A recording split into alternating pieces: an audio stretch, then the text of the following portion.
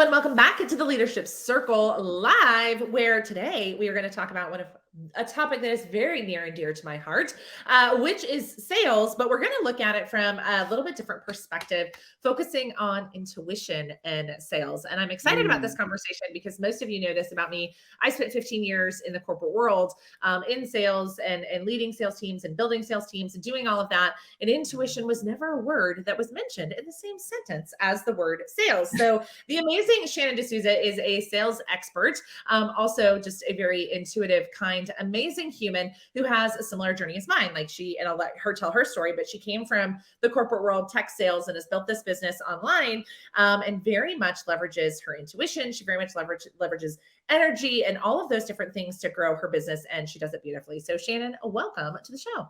Thank you for having me, Ryan. Guys, I'm so happy to be here. I'm really excited. So take some time, tell your story, tell people who you are, kind of your journey that brings you here to leading this sales coaching program, which you do beautifully. Absolutely. So I started in software, exactly as you said. I spent 10 years. I started as a sales rep, and when I left, I was the VP of sales and marketing. I was very much focused in the startup scene, and that was very purposeful for me because I always knew I was an entrepreneur, and so I wanted to wear as many hats as humanly possible so I could learn on somebody else's dime. Like, that was the reality of the situation. Corporate was very, very challenging for me because I like to be expansive. I want to be the boss. I want to be the leader. And so, as you know, in corporate, you have to color within the lines. So I knew it was a sentence I like to say for myself. I grew very, very quickly, rapidly, the typical East Coast grind. And I also started at that same time in entrepreneurship as a part-time wedding planner. And it's funny. I know they're so different. They're so crazy. One is B2C, but I always knew I wanted to do something. So that was like my creative hat. And so as I was working full time, grinding my own gears, I decided I was going to embark on this other journey. And it was in my 20s.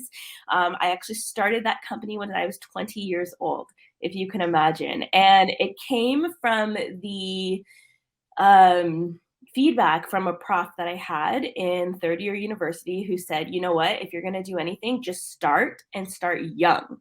And so I took that very, very literally. And I got all my entrepreneurial burns, I like to say, in my 20s. There was definitely a lot going on. I would have a day job and then I would work nights and weekends as well. I ended up growing that business to do 25 South Asian events a year. I had a team of 3.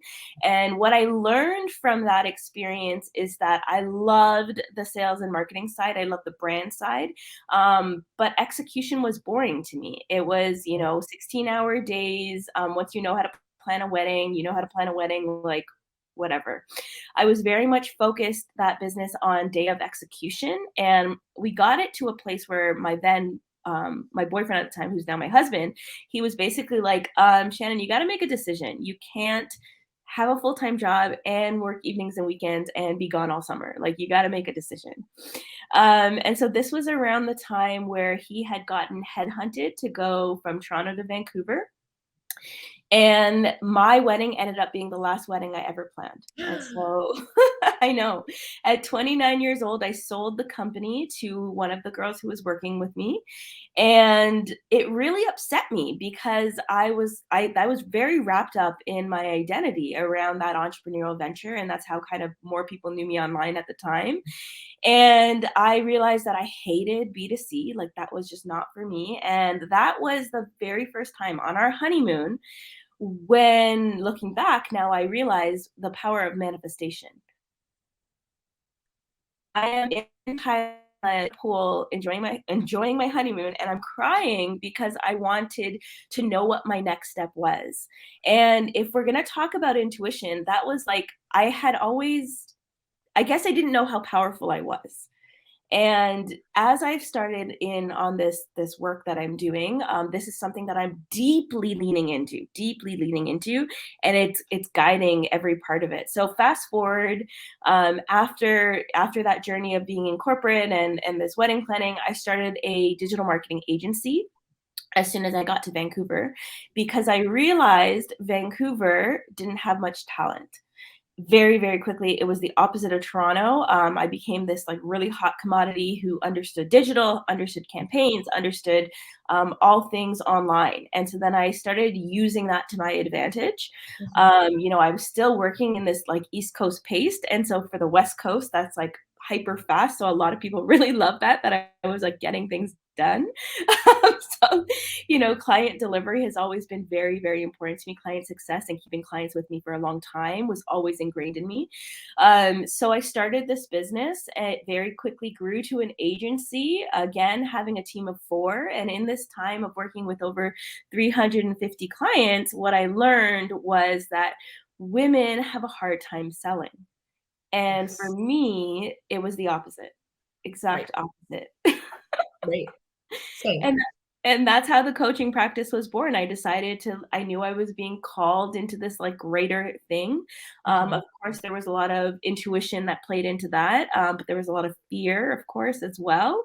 And this is the time that, the coaching business is booming. And so I actually had a problem with the word coach, because as you know, there's no barrier to entry. So yeah, in a nutshell, that's my story. And now, I've done well over 200,000 in like 9 months, very, very quickly in this practice, and growing and growing and growing.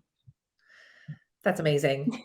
That's amazing. I love your story. I did not know the wedding planning story. I just knew the move, like I knew from the point of the move to Vancouver. So that's really, really interesting. So let's talk about, why do you think women dislike sales? Let's start there.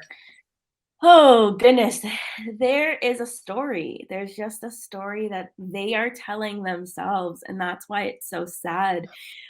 Because this is a limiting belief that they're placing on themselves. And that's why I've become so relentless in talking about money.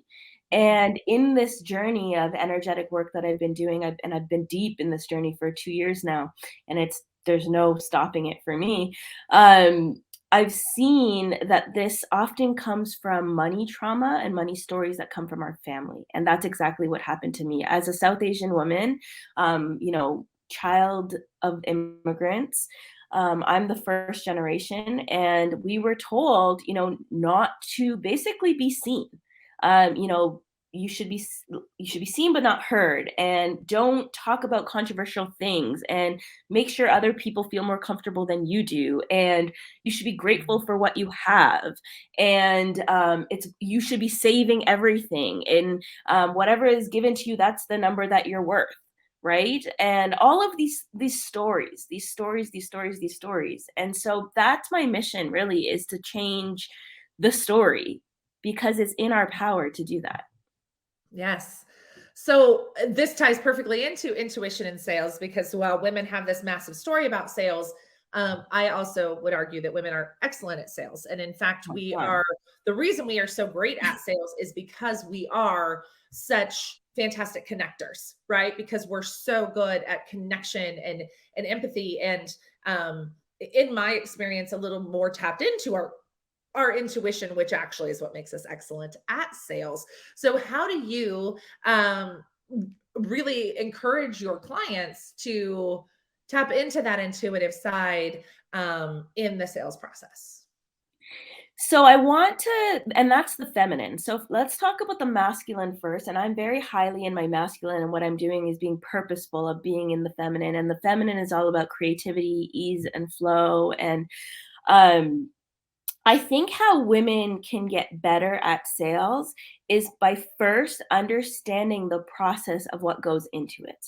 And I think this is what comes into the big fear, is there's so much unknown to them, and it's actually not. As soon as you can lay it out in what you have to do, it's not unknown. It's like it's like doing the laundry. You bring the laundry down, you put it in the laundry machine, you put the soap, you then put it into the dryer, you take it out, you fold it, you put it away. Like, that's 7 steps I just gave you, and like sales is the exact same thing.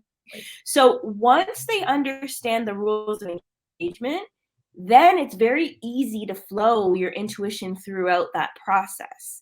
because you know how to move in between it. And for me, I know what I can push and not push. And I use my intuition very deeply with setting appointments, for example, and booking those sales calls and pitching on those calls, and then understanding when, for example, I need to bring these deals back to life, right? So if you're just playing too much in process, that's where you'll fail, because you're not seeing the other person as a human. And so as soon as you can see that other person as a human and see, and social media, it's so beautiful, this gift that we have, Right. because it's basically a looking glass into everybody. And Right. if you're paying attention, that's all you have to do, is understand with your intuition when to pull people back into those conversations and that flow. Yeah. I love that so much. And it's actually part of the reason, and I know Shannon, you know this story. Like I taught sales for a very long time, as a coach as well, and have taken myself out of that space because I was teaching a process without teaching this, because I didn't know this. And I'm honestly still learning how to use my intuition in sales. And I'd be lying to you if I said it was comfortable, right? Because I'm so used to like the numbers, right? Like what we're taught and what I used to teach was like, it's a numbers game. Sales is a numbers game. It's a law of averages. If you talk to enough people, you'll book enough calls. If you book enough calls, you'll sell enough stuff. And that was ultimately what I taught for a very long time. And so even now, like, oh, it's almost a daily thing. I have to remind myself of like, I don't have to talk to 100 people today. That is not required to hit my goals. But for so many years, that's what was required. I think women now coming in as entrepreneurs have the opposite problem, right? They don't understand the amount of work and conversations it actually does take. So how do you find that balance of intuition and flow, and balance that with the masculine of, but we do have to show up and talk to people, and we do have to do the work to be successful? That's a great question. And I think that again comes to self-assurance and self-confidence, that I have everything I have within me, Yes. right? And if I am not feeling I'm in scarcity, Mm-hmm. then I know it's going to happen. And so this comes back to manifestation. Every month I will manifest a client goal. Right. And this is highly in the feminine, right? So I will say, okay, I will enroll 5 clients this month. And so then the masculine is, okay, well, then I have to have my campaign. So I have to have a webinar. I have to invite people to these webinars, and I have to promote them. I have to look at who's signed up for that, and I have to understand their background of where they are. I have to build those relationships and connections, right? I do the webinar. From that, I follow my sales process of, what were those takeaways, and, are you wanting to learn more about what I have? These are process-driven things, right? But also knowing where they're at. Because some people come into our existence, they're all at different times. So some people will come to me in a highly scarce place. And that for them may be the right time, because they have to make that change. And I have to use my intuition to press into that, right? I have to use my intuition to talk about the money that they're losing by not taking action. And for some people, that's the wrong approach. So again, I have to read them as a person. I can't just like use a script. I have to use my brain. I have to use my heart. Mm-hmm. And I think what you said is just so powerful, using our heart, because again, we're not taught that heart belongs in business, right? That's where the whole When you concept. sell to women, yes. Right. You have to recognize that, which is very different when we're in corporate, because it's not about humanizing the prospect, because it's not their money. When we are selling to small business, you have to understand their bigger reality and what are their motivations. And I actually have to understand how they like to be sold to. So an example is my client now, Angela.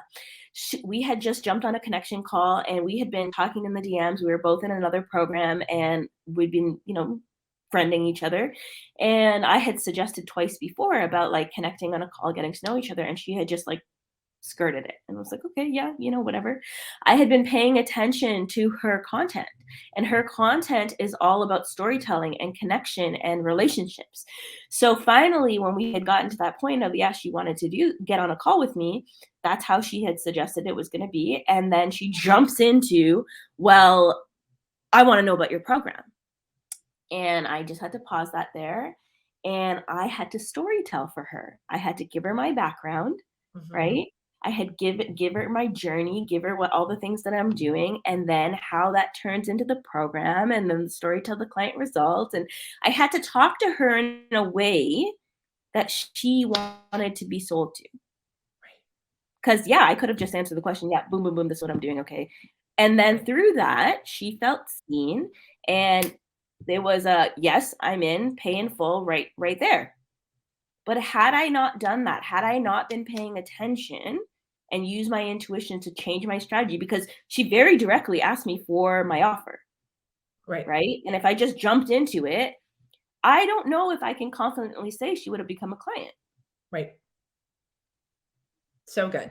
But I would argue, I'm going to go back to your comment about corporate, because this is actually some of the stuff that I've been working on lately, is that while, yes, we're not selling to somebody who it's their money, we are all still motivated as humans in a specific way, right? So even if I'm selling to, say, a marketing director inside of an organization, they still have to be, they're still looking for something from their employer, right? Whether it's, I have to bring them a good idea, or if I bring them, or they have the fear of, if I bring them a bad idea, I could lose my job or I will be judged. So I would agree that the heart piece is bigger. Like, women are bigger on the connection piece, but I don't necessarily know if it's just the small business side, because I think it's a part that's missing from corporate sales, is we are treating people for like numbers. And I used to get that when I was teaching sales. I used to get that objection with people were like CFO services and bookkeeping services, and they, if anybody selling to a man was like, this is not emotional. And I'm like, but it's always emotional. It's always heart, because there's always something we're trying to prove. Even if it's like, I want to have the nicest boat on the lake when I go out with all my friends, right? Like, it's all emotional in some way. And we tend to overlook that sometimes when we're selling to men. And I would argue that their motivations are just different than women, right? Like, for us, our motivation is, it tends to be emotionally connection. With men, the way society has formed them, it's typically in achievement, right? So it's like, what's their hot button, and knowing that hot button. You're 100% correct. And again, so for men, I would say I would probably play to authority and influence, Yep. right? But again, this is using your intuition and understanding who you're talking to, right? Yep. And so then again, it's not about their money, but it's about how is this going to make them look in the organization, Yep. right? And playing, and that's ego. Yeah. So, and again, ego can show up with a man or a woman. It doesn't actually matter from the sex perspective. It just Sure. matters that you're able to actually see who you're talking to and pivot your strategy and conversation based on who you're talking to. Yes. 1000%. For the person who's listening to this right now and they're like, damn, Shannon, that sounds like a shitload of work. What, what advice do you give them to navigate this added layer of connection? So I am known for being the coach who just says it how it is. And I would tell you as a client, that's a limiting belief. Yeah. Yeah, that's a mindset thing. It is going to be hard for you if you decide to tell yourself, "It's hard for me to use my brain and think and have a conversation." But if you were out on the street, like, at your kid's school, and you met a mom and you had to you're navigating emotionally that conversation. We're always doing this, Mhm. right? We're all, as long as we are paying attention, I think that's the biggest thing, is just make sure you're paying attention. Yep. Yeah. It's so true, and it's so important that we do that, is pay attention to reading the room, right? It's what we used to teach us, like, read the room. Like, no, for me, I have a tendency to use profanity day to day, but I know I can read a room and instantly tell you whether it's appropriate to do so or not. Right? Like, as soon as I get into a conversation with someone, I can typically tell you within 30 to 60 seconds whether or not I have to consciously decide to temper my language, or if I can lean in and say what I want to say. And so think of, for the person who's like, how do I do this? It doesn't, like, you're doing it.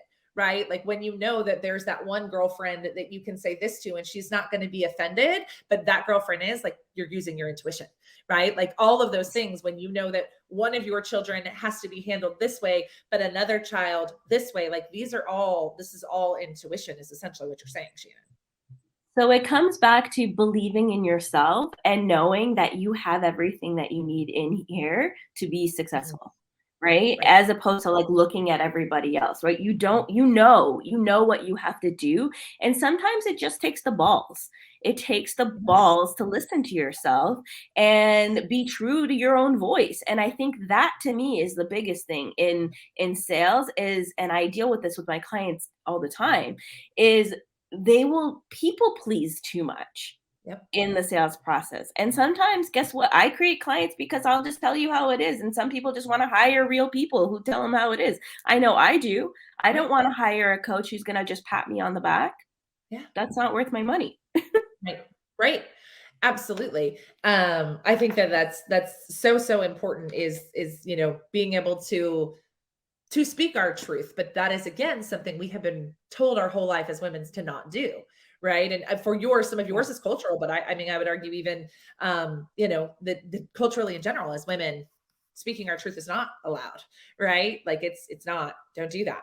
And I don't even know if it's just women. Like I was just having a conversation with my marketing manager before we hopped on this live, and we were talking about, marketing in general and all these other things. And I was like, but our whole lives, like we've been taught that there's a guru that has all the answers. Like from the day you enter kindergarten, there's a teacher, right? There's like one person who sits at the beginning of that room and in the front of that room, and they tell you right from wrong. Right. And like, that's as soon as it starts to like seep out of us. Whereas like right now, my 5-year-old has no problem telling me he is right or wrong.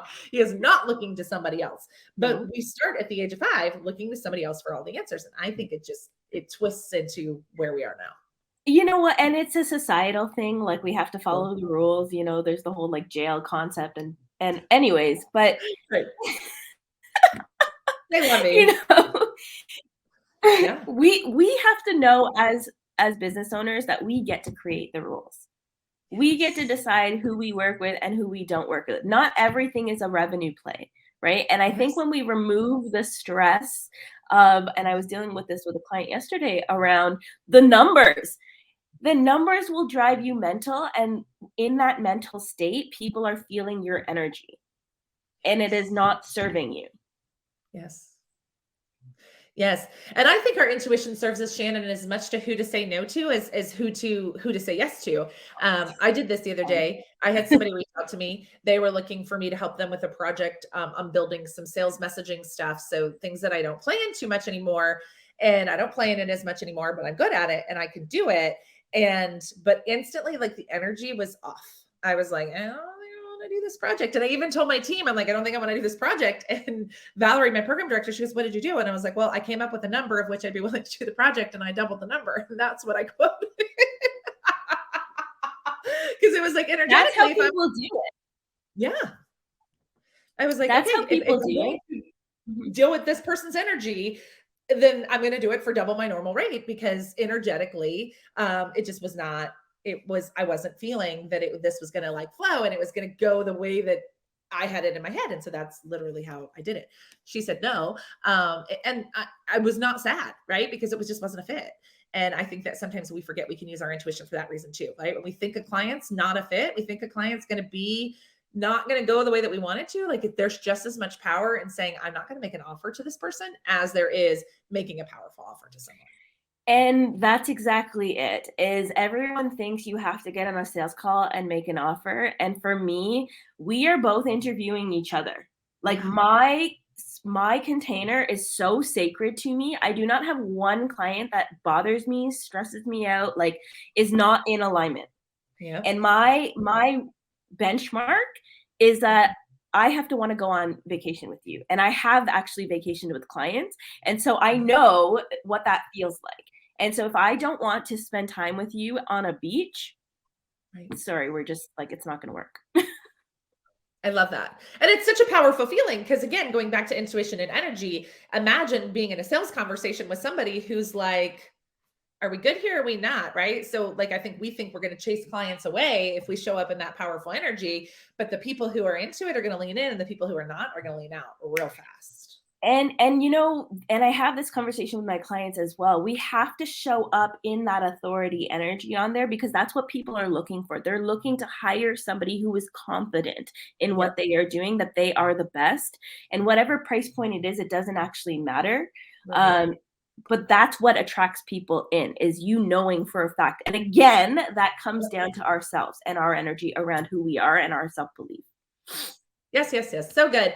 So, Shannon, obviously you're amazing and brilliant at the work that you do. Where can people spend more time with you, learn about you, and learn about the amazing work you do with your clients?